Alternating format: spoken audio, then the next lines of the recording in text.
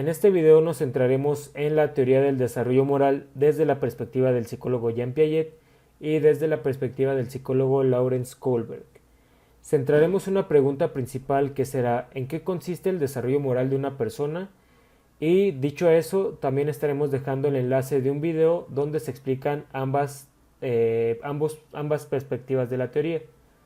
Al final terminaremos también con lo que es una breve problemática justamente acerca del desarrollo moral.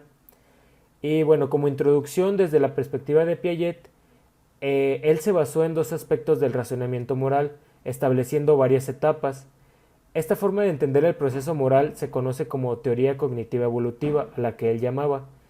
Esta teoría busca entender la moralidad de dentro hacia afuera como el entendimiento del sujeto que luego se expresa en sus actitudes.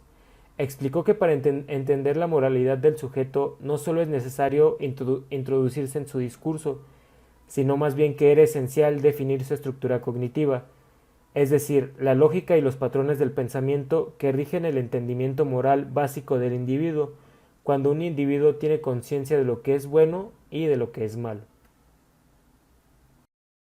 Etapa premoral. Esta etapa abarca los 5 primeros años de la vida del niño, cuando aún no tiene conciencia o consideración por las reglas. De los 2 a los 6 años, los niños son capaces de representar las cosas y las acciones por medio del lenguaje. Esto les permite recordar sus acciones y relatar sus intenciones para el futuro. Sin embargo, no pueden aún realizar razonamientos abstractos, por lo que no pueden comprender el significado de las normas generales. Esto hace que las vean como cosas concretas, imposibles de variar, que se han de cumplir en su sentido literal. Estas normas son, además, exteriores a los niños, impuestas por los adultos, por lo tanto la moral se caracteriza en esta fase de desarrollo por la heteronomía. La etapa de la moralidad heteronoma se da entre los 5 a los 9 años de edad. También se conoce como realismo moral, que durante esta etapa la moralidad es impuesta desde el exterior. Los niños consideran que la moralidad obedece las reglas y leyes de otras personas, las cuales no se pueden cambiar. Aceptan que todas las reglas son creadas por una figura de autoridad, como por ejemplo padres, maestros y Dios, que al infringir las reglas dará lugar a un castigo inmediato y severo, o sea, una justicia inmanente. La función de cualquier castigo es hacer que el culpable sufra, el sentido que la severidad del castigo debe estar relacionada con la gravedad del mal comportamiento, lo que se conoce como castigo expiatorio. Durante esta etapa los niños consideran que las reglas son absolutas, es decir, divinas. Creen que las reglas no se pueden cambiar y siempre han sido las mismas.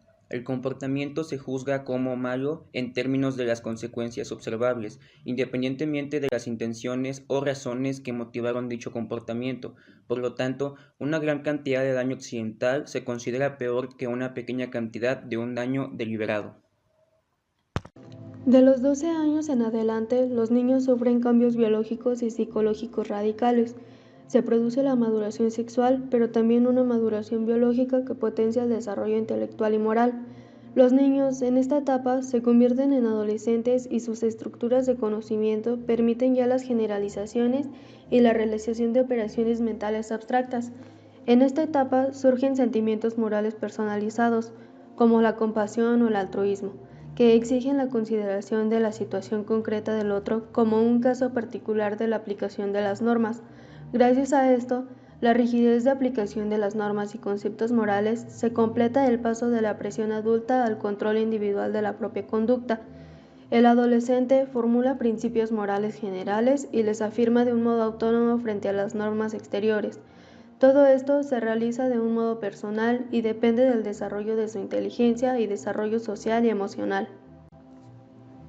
Piaget el concepto del castigo. Hay dos concepciones distintas. La primera, él propuso del castigo expiatorio, caracterizado por ser administrado por los padres cuando se comete una falta. Es arbitrario porque no guarda relación con la falta que se ha cometido.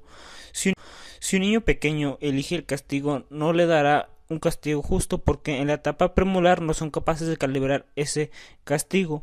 Desde ese punto moral, cuando un niño le rompe algo, le dice que le peguen o que le rompa algo, en vez de que le pegue lo que ha roto porque tiene una perspectiva moral diferente a los adultos. En los adolescentes llega el castigo de la reciprocidad. Consideran que el castigo debe estar relacionado con la regla infringida. Se basa en las consecuencias lógicas y naturales. Reglas quebrantadas ayuda a que los niños comprendan las consecuencias de sus conductas. Por ejemplo, si rompes una ventana, le hacen pagarla por las consecuencias del gasto económico que se ha dado en el lugar con sus hechos. El desarrollo moral según Kohlberg. Kohlberg aplica el concepto piagetino del desarrollo en estudios del desarrollo cognitivo al estudio del juicio moral. Define el juicio moral como un proceso cognitivo que permite reflexionar sobre los propios valores y ordenados en una jerarquía lógica. Además, para desarrollar este juicio moral es necesario la ausencia de roles que se refieren tanto a la capacidad de ponerse en el lugar del otro como de poder observar la situación problemática desde la perspectiva de tercera persona o como un otro generalizado. Las situaciones problemáticas generan un desequilibrio en la vida de la persona.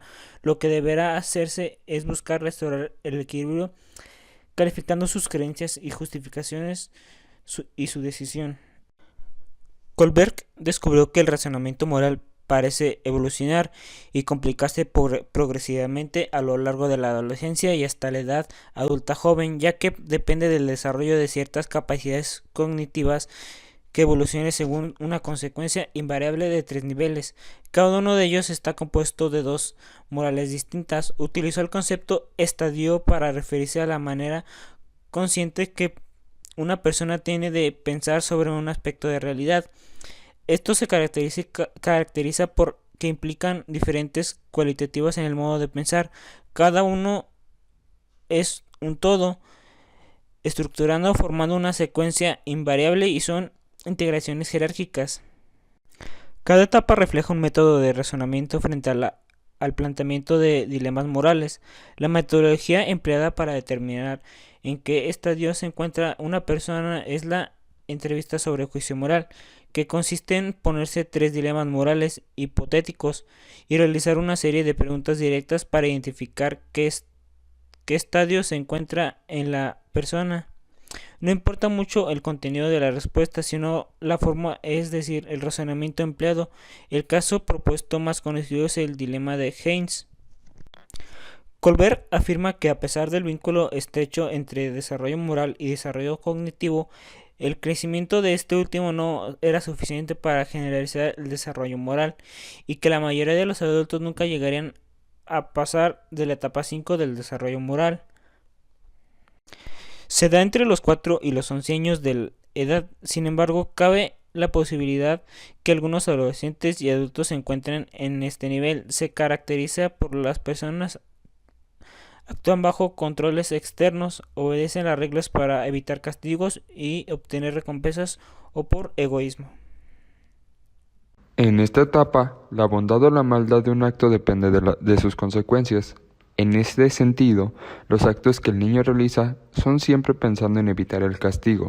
El niño no logra entender que el castigo es una respuesta posible ante hacer algo malo. Simplemente toma el castigo como una acción que ocurre automáticamente después de hacer el mal. Más aún, el pensamiento cognitivo del niño está limitado, pues este se encuentra en una etapa preoperacional o iniciando la etapa de las operaciones concretas. En esta etapa, las personas siguen las reglas con fines egoístas, se valoran los actos en función de las necesidades que satisface. El niño todavía está enfocado en la moral material. Dentro de esta etapa surge un nuevo estándar de juicio, la justicia. En ese sentido, se piensa que si alguien tiene una razón para poder hacer una acción, se debe de juzgar al individuo sobre la base de esa razón, y no por la voluntad arbitraria que la figura de autoridad posea. Razonamiento moral convencional. En el nivel convencional, el sentido de la moralidad del individuo está ligado a las relaciones personales y sociales. Los niños aún aceptan las reglas de sus figuras de autoridad, pero ahora creen que es necesario para poder garantizar las relaciones positivas y un orden social. La preocupación y conciencias sociales. El sistema social y de conciencia Es donde aquí las personas son leales a las leyes, respetan la autoridad y las normas sociales. Aquí es donde empieza la autonomía moral, donde se cumplen las normas de manera responsable porque saben que suponen un bien común. Orientación del contrato social. Las personas piensan en términos racionales, valoran la voluntad de la mayoría y el bienestar de la sociedad. Las leyes que comprometen los derechos humanos o la dignidad son consideradas injustas y merecen desafío. Sin embargo, la obediencia de la ley se sigue considerando mejor para la sociedad a largo plazo. Moralidad de principios éticos universales. El individuo define el bien y el mal basado en principios éticos elegidos por él mismo, de su propia conciencia. Se basan en normas abstractas de justicia y respeto por todos los seres humanos que trasciende cualquier ley o contrato social. Se actúa de acuerdo a normas interiorizadas y si se actúa mal, se va en contra de estos principios. Por último, se dará un ejemplo de un problema moral, que sería como el siguiente caso. En clase, se ha roto un cristal de una ventana, como consecuencia de la mala conducta de un alumno. El profesor pregunta quién ha sido, diciendo que si no sale el culpable, toda la clase tendrá que pagar su reparación, además de sufrir otros castigos. Un grupo de alumnos sabe lo que pasó y quién es el responsable, pero decide no decir nada porque el alumno causante del problema es amigo de ellos y no quieren ser acusados como traidores. Además, quieren evitarse los problemas y molestias que les causaría su confesión. En consecuencia de eso, la clase queda castigada.